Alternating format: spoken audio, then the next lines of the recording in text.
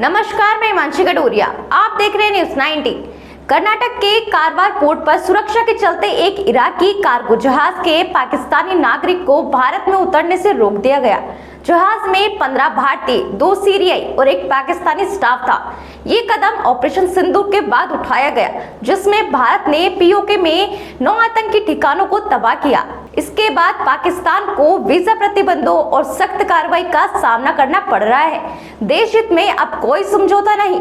आइए नजर डालते हैं इस खास रिपोर्ट पर। भारत और पाकिस्तान के बीच लंबे समय से चल रहे तनावपूर्ण संबंधों के बीच हाल ही में एक नई घटनाक्रम ने दोनों देशों के बीच बनी संवेदनशीलता को एक बार फिर उजागर कर दिया है। हालांकि कुछ मौकों पर दोनों देशों के बीच कूटनीतिक स्तर पर संवाद और सहमति की कोशिशें हुई है, लेकिन पाकिस्तान की ओर से जारी आतंकवादी गतिविधियों और सीमा पार घुसपैठ की घटनाएं इन प्रयासों को लगातार विफल करती रही है। बीते 3 दिनों में भीतर भारतीय सेना ने कई आतंकियों को मार गिराया है, जो नियंत्रण रेखा के पार से भारत में घुसने की कोशिश कर रहे थे। ये घटनाएं स्पष्ट रूप से दिखाती है कि पाकिस्तान अब भी अपनी नापाक हरकतों से बाज नहीं आ रहा है। इसी क्रम में एक और बड़ी और अहम घटना सामने आई है, जिसने भारत की सुरक्षा चिंताओं को एक बार फिर मजबूती से रेखांकित किया है।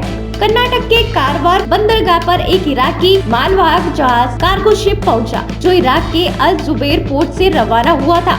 इस जहाज पर कुल 18 सदस्य सवार थे, जिनमें 15 भारतीय नागरिक, 2 सीरियाई नागरिक और 1 पाकिस्तानी नागरिक शामिल था।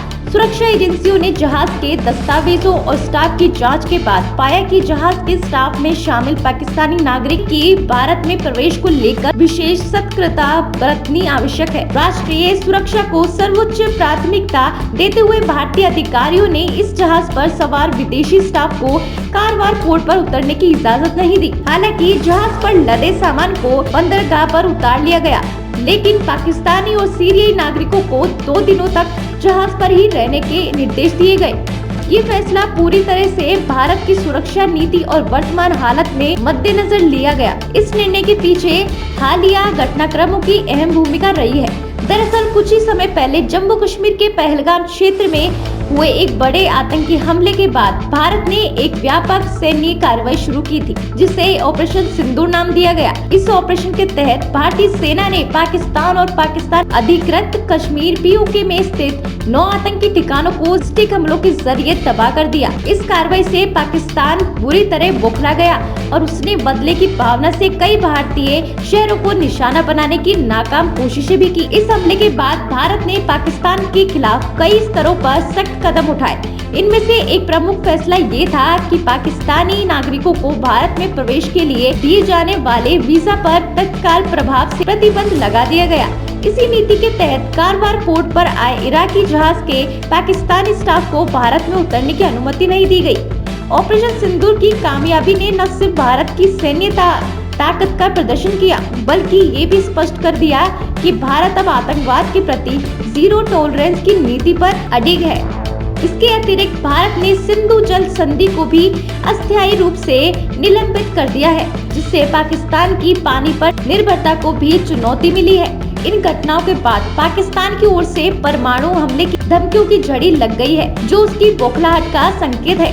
भारत सरकार ने स्पष्ट कर दिया है कि राष्ट्रीय सुरक्षा से किसी भी प्रकार का समझौता नहीं किया जाएगा, चाहे वे सीमा पार घुसपैठ हो या अंतर्राष्ट्रीय व्यापारिक गतिविधियों के माध्यम से संभावित खतरे। हर स्तर पर कड़ी निगरानी और कार्रवाई की जा रही है।